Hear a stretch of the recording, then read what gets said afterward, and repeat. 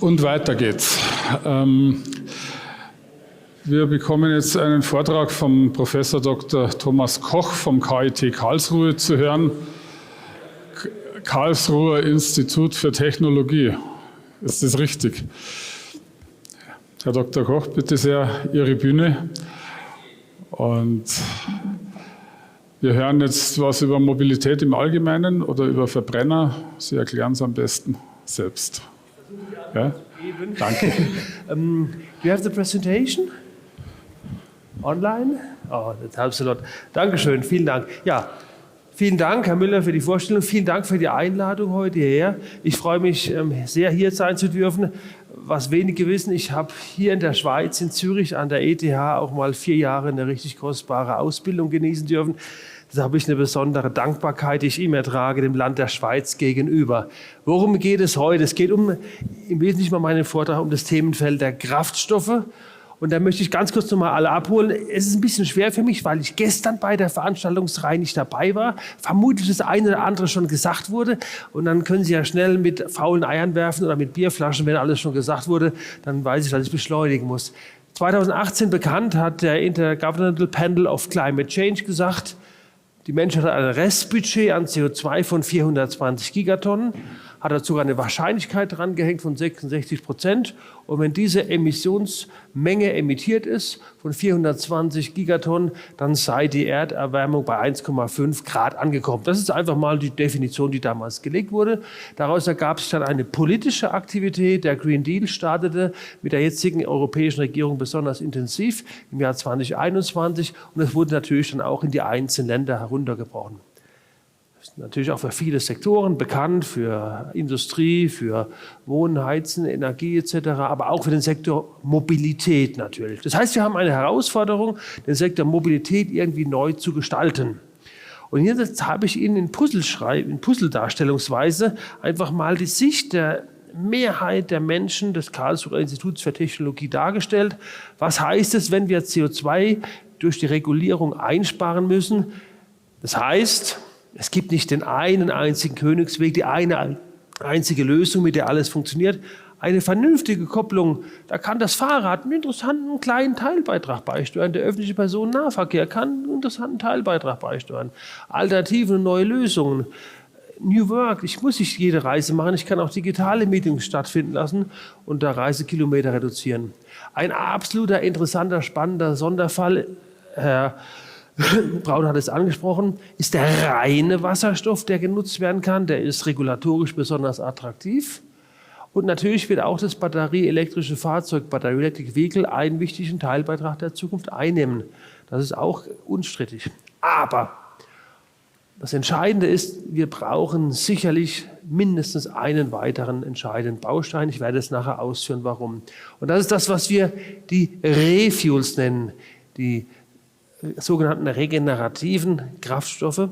Warum brauchen wir die? Woher kommt der Name und was verbirgt sich dahinter? Herr Braun hat es vorhin auch gesagt. Das ist der Überbegriff über das, was eigentlich im politischen Berlin in den letzten Monaten ganz besonders intensiv diskutiert wurde. Die E-Fuels, so ein paar Schlagworte. Elektrolyse von Wasser, CO2 aus der Luft, Direct Air Capture, Fischer-Tropsch, Methanol to Gasoline, lauter so Schlagworte, ich gehe nachher nochmal drauf ein. All das sind die E-Fuels und die modernsten Biokraftstoffe, auch gerade eben gesagt, Tank oder Teller hat nichts damit zu tun. Abfälle, Speisereste, Biomasse, clever behandelte Biomüll, Klärschlamm, all das kann man weiterentwickeln mit einer organischen Basis. Beides zusammen ergibt den Überbegriff der Refuels. Wie muss man sich das vorstellen? Etwas konkreter. Wenn Sie heute an die Tankstelle gehen, das wissen vermutlich die meisten, und kaufen dann eben für 1,70 Euro einen Liter, dann kaufen Sie nichts anderes als im Kern triviale Kohlenstoff- und Wasserstoffatome. Im Wesentlichen. Die Hauptenergie steckt in der Wasserstoffbindung. Die Tatsache, dass dieser Kraftstoff aber an so Kohlenstoffatomen auch hängt, führt dazu, dass der Kraftstoff eine ganz tolle Eigenschaft hat, nämlich bei Raumtemperatur ist er flüssig. Und so kann ich mit einem 15 Euro Plastikkanister aus dem Baumarkt 200 Kilowattstunden Energie mal ganz bequem bei Raumtemperatur handeln. Und das macht der Kohlenstoff. Wenn ich also einen Kraftstoff herstellen möchte, brauche ich im Kern zwei Dinge.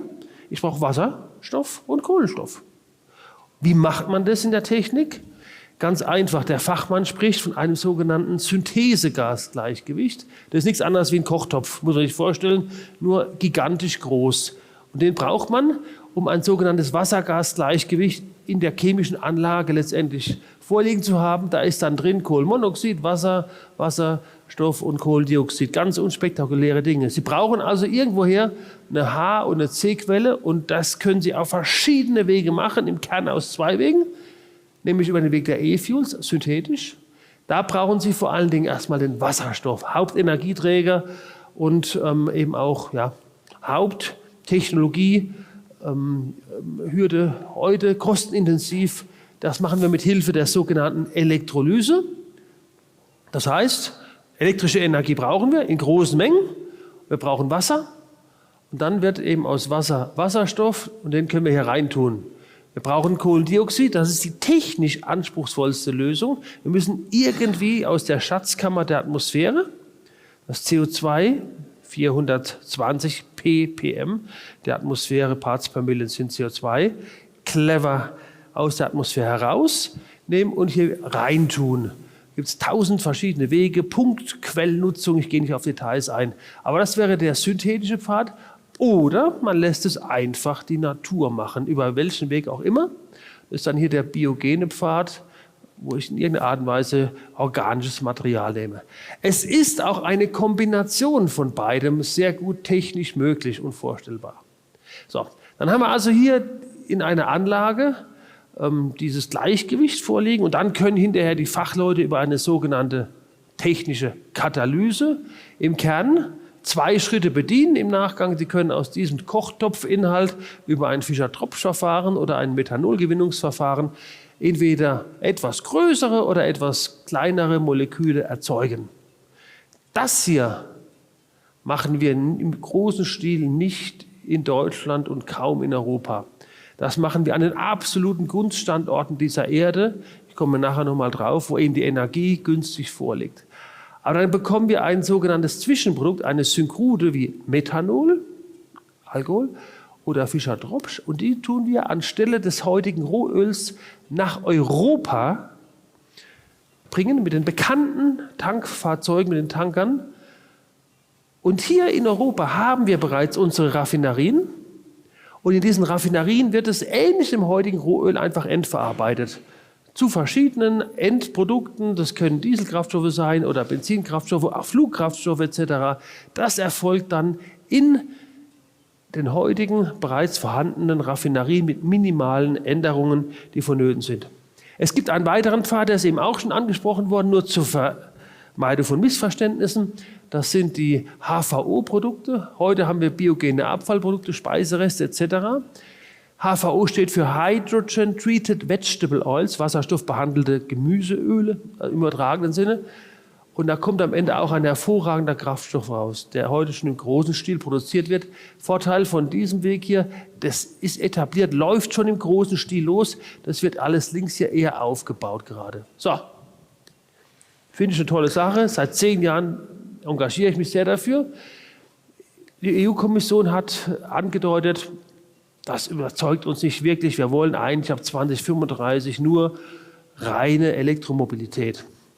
Wir haben deshalb gesagt, seitens der Wissenschaft, seitens von vielen hunderten Menschen, die in den Instituten, in den Universitäten Energietechnik lehren, wir sind nicht zufrieden mit der politischen Entscheidung. Wir gründen einen Verband und wir schreiben die Politik an. Haben wir 2021 gemacht und haben uns beschwert. Höflich, wie man das eben macht. Das war dann ganz groß in der Presse. Wir haben gesagt, das ist ein ganz offensichtlicher Bilanzbetrug, mit deren Hilfe oder mit dessen Hilfe letztendlich viele Abgeordnete dazu geführt werden, zu sagen, die Zukunft ist rein elektrisch, alles andere macht überhaupt gar keinen Sinn. Das ging dann auch ein bisschen durch die Presse, war ziemlich heiß. Trotzdem hat die EU-Kommission gesagt, im Juli 2021, wir wollen auch keine modernsten Hybridantriebe mehr im Jahr 2035 und auch keine Plug-in-Hybridantriebe mehr. Nichts dergleichen ab dem Jahr 2035. Dann muss es in Europa ja in dem Trilogprozess zunächst einmal ins Parlament und das Parlament haben wir auch angeschrieben. Jeden Abgeordneten persönlich, höflich angeschrieben, individuell, haben gesagt, Bitte, bitte rechnen Sie sauber, schauen Sie ganz genau, was hier passiert. Wir sind nicht zufrieden mit Ihrer Absichtserklärung. Und als letztes dann ja in Europa der Europäische Rat an der Reihe. Die haben wir alle wesentlichen Vertreter eben angeschrieben. Hier war es ja bekanntermaßen vor allen Dingen in erster Linie Osteuropa, Südeuropa, die gesagt haben, naja, wir sind nicht so ganz zufrieden mit dieser reinen Elektromobilität. Und dann ging ja auch in Deutschland ziemlich arg dann die Diskussion los. Sie haben das sicherlich alle mitverfolgt Anfang des Jahres. Ja, worüber haben wir uns denn eigentlich beschwert? Das will ich Ihnen einfach noch mit auf den Weg geben. Und das ist nicht ganz einfach, wenn man mit Politikern zu tun hat, hat man durchaus auch manchmal mit Menschen zu tun, die ja, eine gewisse Distanz aufgebaut haben zu dem, was man in der Schule gelernt hat, in einzelnen naturwissenschaftlichen Fächern. Es gibt auch Ausnahmen, aber es gibt auch Leute, da tut es sich unglaublich schwer, tue ich mir zumindest schwer, irgendwie Zugang zu finden, und haben einfach versucht, das mal zu erläutern. Und dieses Beispiel habe ich Ihnen mitgebracht. Es geht ja konkret um die Fragestellung: Wir wollen in Zukunft auf jeden Fall eine CO2-neutrale Mobilität. Bei einem Fahrzeug, welches heute mit Benzin, noch fossilen Benzin, betankt wird oder Diesel, ist es klar, da fülle ich eine Menge rein und diese Menge wird umgesetzt und daraus kann man sehr, sehr einfach CO2 entnehmen.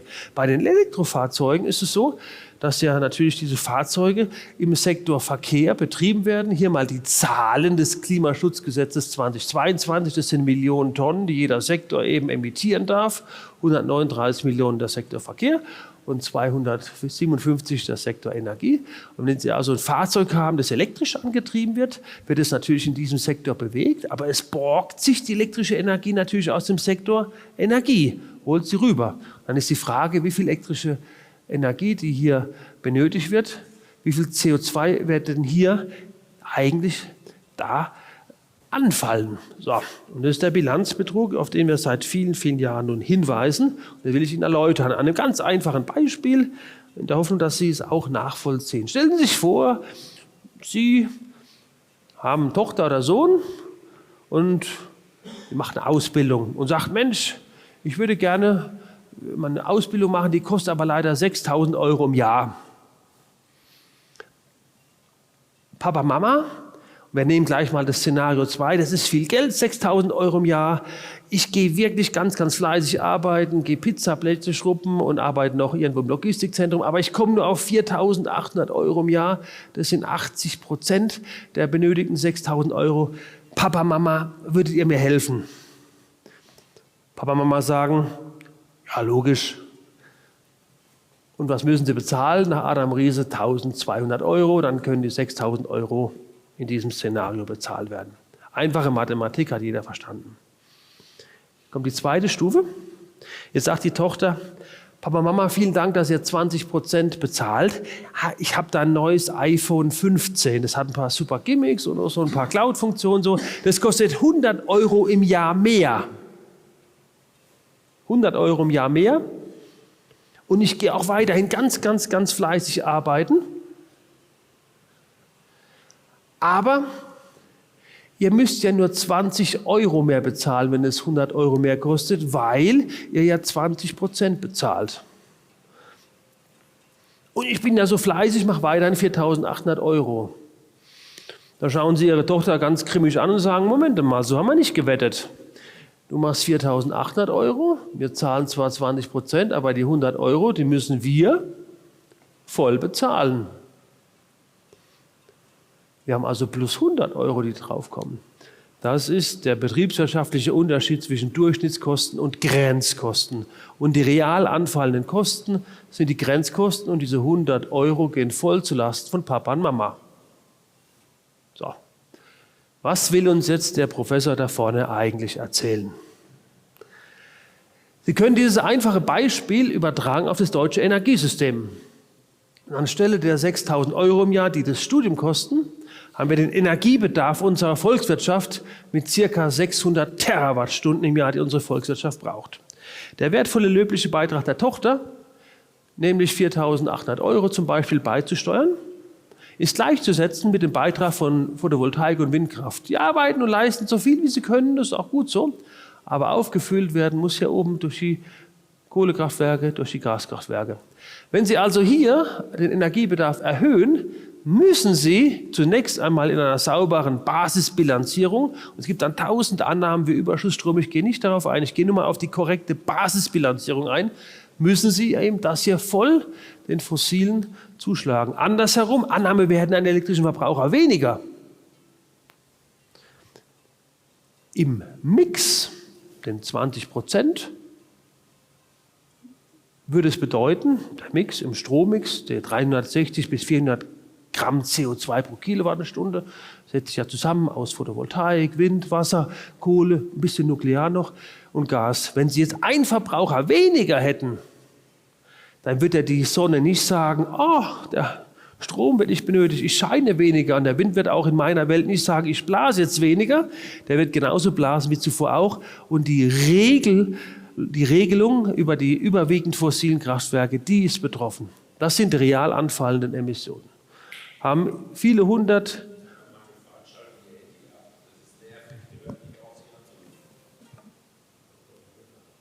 Hat er meine? Entschuldigung, ja, danke. Guter Hinweis. Habe es nicht geordnet. Genau, das ist zunächst mal die Basis von Hunderten von Energietechnikkollegen aus Europa unterzeichnet.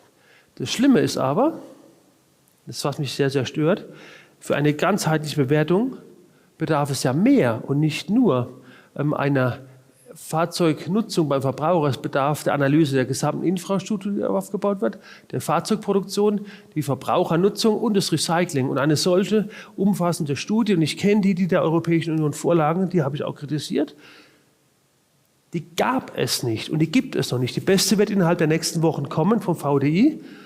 Die gab es noch nicht mal. Und trotzdem sagt man, 2035 wird eine Technologie verboten. Daran störe ich mich. Und jetzt ist die Frage, die mich umtreibt. Wenn Sie Umfragen machen, würde ich sagen, je nachdem, wo Sie die Umfrage machen, 60 bis 90% der Menschen sagen, also ich denke schon, dass wir eine Technologievielfalt beim Antrieb brauchen.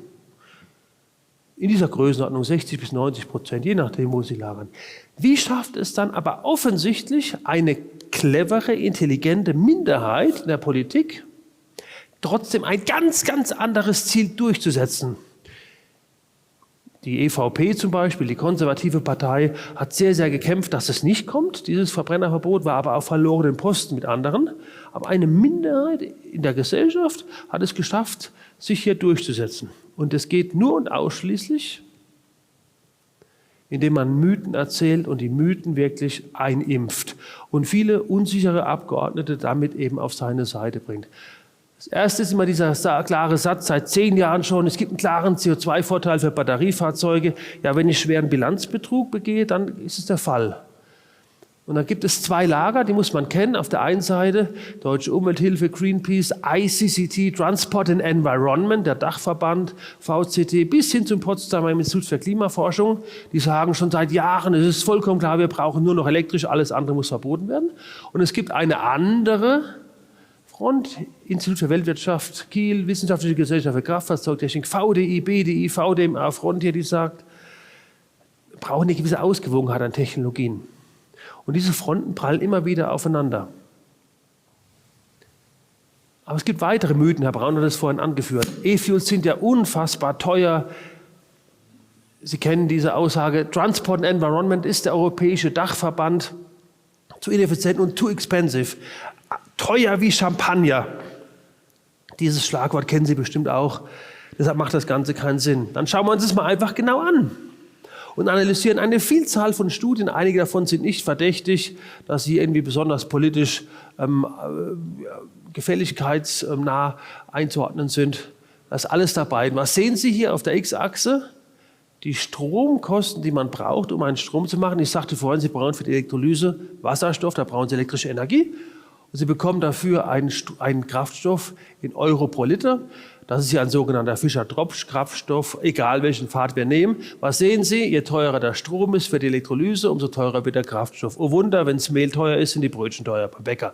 Genau das Gleiche. Wenn wir also hier unterwegs sind, hier bei 9 bis 10 Cent pro Kilowattstunde, ist auch der Kraftstoff teuer. Kommen wir nach links unten, wird der Kraftstoff günstig. Ganz einfach. So.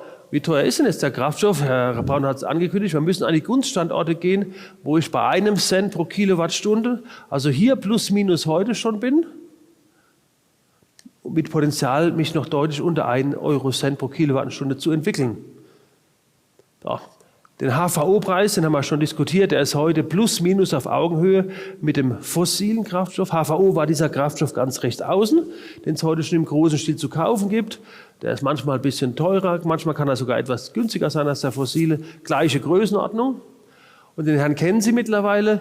Der hat nämlich mal in einem Zeitungsinterview in Karlsruhe gesagt, unter 1 Euro pro Liter. Und das ist absolut Konsens in der Fachwelt. Mit günstigen Herstellungskosten für elektrische Energie ist der Kraftstoff am Ende auch bezahlbar. Fossiler Kraftstoff heute kostet auch plus minus je nach Rohölpreis 60 bis 90 Cent pro Liter, je nach Rohölpreis. Wir sind in der gleichen Größenordnung. Der Energieaufwand, ganz wichtig, ist ja so enorm hoch, weshalb ja diese E-Fuels insbesondere überhaupt gar keinen Sinn machen. Diesen Mythos kennen Sie bestimmt auch im politischen Berlin. Haben wir das einfach mal angeschaut und haben gesagt, schauen wir uns einfach mal ein Windrad an in Deutschland. Hat eine mittlere Nutzungseffizienz von 22%. Also im Mittel in Deutschland an über 6.000 Stunden im Jahr steht das Ding still, das Windrad. Das heißt, Sie nutzen von dem Windrad, wenn das 8.800 Stunden laufen würde, die volle Kapazität, Sie nutzen aber an 6.000 Stunden nichts, weil der Wind nicht bläst. Haben Sie nur 22% der Nutzung. Dann haben wir Übertragungsverluste, weil der Strom muss ja durchs Stromnetz durch. Dann müssen wir das Fahrzeug laden, durch die Wallbox, durch die Leistungselektronik in die Batterie rein, ohmische Verluste, ich langweile Sie. Dann ist ja Strom, die elektrische Energie in der Batterie drin, dann muss er raus aus der Batterie. Wieder von der Batterie, ohmische Verluste, Leistungselektronik, Elektromotor. Sie müssen das Fahrzeug beheizen im Jahresmittel. Motorrate 27%. Dann haben Sie Mittel, wenn Sie das alles durchmultiplizieren, vom Windrad bis zum Rad plus minus 14%. Jetzt können Sie als Alternative, und das ist ein guter Wert, das ist ein vernünftiger Wert, das können Sie als Alternative sagen, ich nehme einfach einen günstigeren Standort. Könnte Photovoltaik sein, könnte Windkraft sein. Da haben Sie 2- bis 4-fach höhere Nutzung. Der Erntefaktor ist besser an einem Gunststandort. Das gleiche Windrad macht halt die 2- bis 3- bis 4-fache Energie. Dann haben Sie natürlich ein Problem, Sie können in Patagonien oder sonst wo auf der Welt schlecht die Energie irgendwie speichern. Also müssen Sie eben insbesondere in Wasserstoff oder hier vor allen Dingen in E-Fuel gehen. Da verlieren Sie 45%. Ja, die verlieren Sie. Neuere Studien werden optimistischer, sind wir vorsichtig. Dann haben Sie 55% der Energie, die Sie gewonnen haben, gefangen. Die müssen nach Europa bringen mit Tankern, relativ günstig, einstellige Verluste. Und dann haben Sie die im Tank. Und dann müssen Sie die Energie vom Tank zum Rad bringen. Übrigens, neueste Lkw fahren hier mit 46 bis 49% Wirkungsgradbereich. Und im Pkw sind wir auch schon über 40% bei neuen Renault-Hybriden. Vorsichtig angenommen, es geht mir nicht darum, das eine besser zu rechnen als das andere. Wir sind in der gleichen Größenordnung. Beides ist interessant, beides hat einen Charme, beides ist gut. Es gibt nicht ein Böses und ein Schlechtes, beides hat Chancen und Potenziale. Jetzt können Sie aber sagen, ja, das ist so ein Professor aus Karlsruhe, der hat einmal was gemalt und der hat sich die Welt schön gerechnet. 1:0 für Sie. Aber, vielleicht kennen Sie diese Firma schon mal gehört. Diese Folie ist von VW. Die kam ein halbes Jahr nach meiner oder nach unserer, mit genau dem gleichen Inhalt. Auch wenn es Herr Dies bei Herrn Lanz am Abend komplett anders dargestellt hat. Ein Windrad in Deutschland, 2000 Vollerstunden im Mittel. Die haben jetzt 1600 Batteriefahrzeuge, die man damit antreiben kann, mit einem Windrad im Jahresmittel analysiert. Und man kann ja jetzt nicht 5 Jahre sagen, die Zukunft ist rein elektrisch und dann hinterher die E-Fuels besser darstellen. Darum hat man die Alternative, Windrad an einem Gunststandort, bessere Ausnutzung, Kraftstoff kommt nach Europa, hat man hier 1300 Fahrzeuge, die man damit antreiben kann, mit dem gleichen Windrad analysiert. Für mich ist es mal die gleiche Größenordnung. Da können wir diskutieren über Details und Potenziale. Beides ist attraktiv. So. Refuels verursachen toxische Emissionen, da gehe ich ganz schnell drüber hinweg, das ist Humbug. Es laufen zwar in diesen Tagen Diskussionen sowohl über Luftreinhalteverordnung als auch über Euro 7 weiterhin. Über weitere Verschärfung würde den Rahmen heute sprengen. Vollkommener Quark, hier von einem großartigen gesellschaftlichen Problem zu sprechen. Detailoptimierung werden erfolgen, aber auch hier Transport und Environment wieder mit einer unglaublich agitativen Propaganda, umweltbelastend wie Benzin. Die wussten noch nicht mal, was sie da getestet haben, konnten keinerlei Spezifikation nachweisen, aber die Meldung musste natürlich sofort rausgehauen werden. Refuels sind nur verfügbar für die Luftfahrt und Schifffahrt und darum macht es keinen Sinn. Auch so ein Standardargument. Da muss man einfach wissen, dass das ähnlich wie heute ist, bei den Anlagen, die einen hohen Reifegrad haben, haben sie nicht das eine einzige Produkt am Ende, das hinten rausfällt. Sie haben eine Bandbreite an Produkten. Da kann auch hinten eben zum Beispiel ein Flugbenzin anfallen, Kerosin, C12, aber sie kriegen auch Nachbarprodukte, längerkettige und kurzkettige. Wer das eine möchte, bekommt automatisch auch Alternativen. Es gibt nicht die Anlage, die nur das eine einzige am Ende des Tages produziert. Also es gibt immer Koppelprodukte und deshalb kann man nicht einfach nur gezielt für Flugbenzin etwas machen. Das ist auch ein Verhinderungsargument. Refuels wird es im Straßenverkehr nicht geben. Jetzt bitte ich aufzupassen. Klassiker, kommt ja eh nicht im Straßenverkehr, macht keinen Sinn. China, 15-Jahres-Strategie im vorliegenden Fall. Methanol, Forschung, Methanolmotoren mit einem Hochwirkungsgrad von weit über 50% in China. China folgt, das ist hier ein Beispiel Methanol, es gibt auch andere, folgt ganz klar dem Pfad Refuels, ohne Wenn und Aber. Die machen das. Hier eine Grafik von letztem Jahr, ein extrem moderner Verbrennungsmotor. China hat uns bei der Verbrennungsmotorenentwicklung vollumfänglich eingeholt. Wir haben hervorragende Produkte. Hier ein 2000 Kilogramm SUV, ob man die Autos mag oder nicht, ist sekundär.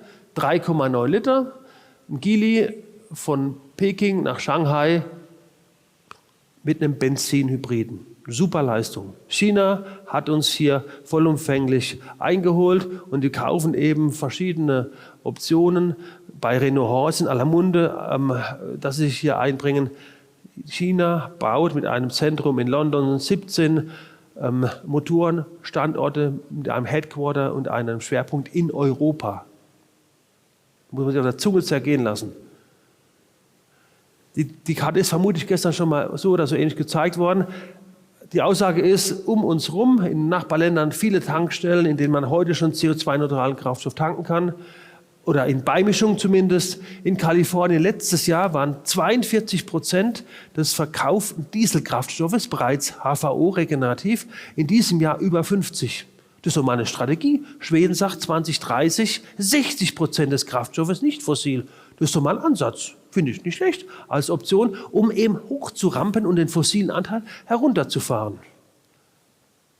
Es gibt keine ökonomischen, sozialen Auswirkungen einer reinen BEF-Strategie. Wurde auch jetzt jahrelang gesagt, ach, das ist nicht schlimm für unsere Wirtschaft. Das ist nicht schlimm. Dann machen die Leute halt was anderes. Dann werden es halt Experten im Bereich Programmierung. Hier die Produktionszahlen Deutschland. Wir kommen von fast 6 Millionen produzierten Fahrzeugen, sind eingebrochen. Das steigern wir zwar in diesem Jahr etwas. Rot sind die, die in den Export gehen. Blau sind die, die hier bei uns im Land verbleiben. Jetzt könnte man sagen, ist doch toll, weniger Autos, super, wenn wir weniger Autos produzieren.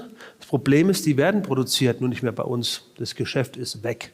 Mit dramatischen Auswirkungen, Braun hat es angesprochen, Zwickau 2000 Leute, die jetzt schon mal auf der Kippe stehen, in Wolfsburg schon 5-stellige Anzahl an Leute abgebaut.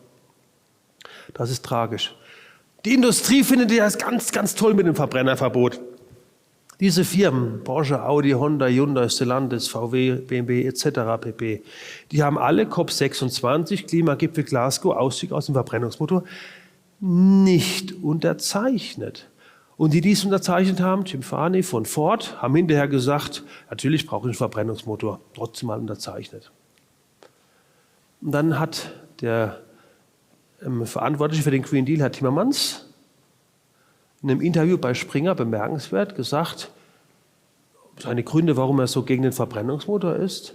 USA und China machen das ja auch nicht, die machen keine E-Fuels, die sind doch nicht blöd. Vollkommen falsch, der Inflation Reduction Act fördert E-Fuels, Herr Braun hat es gesagt.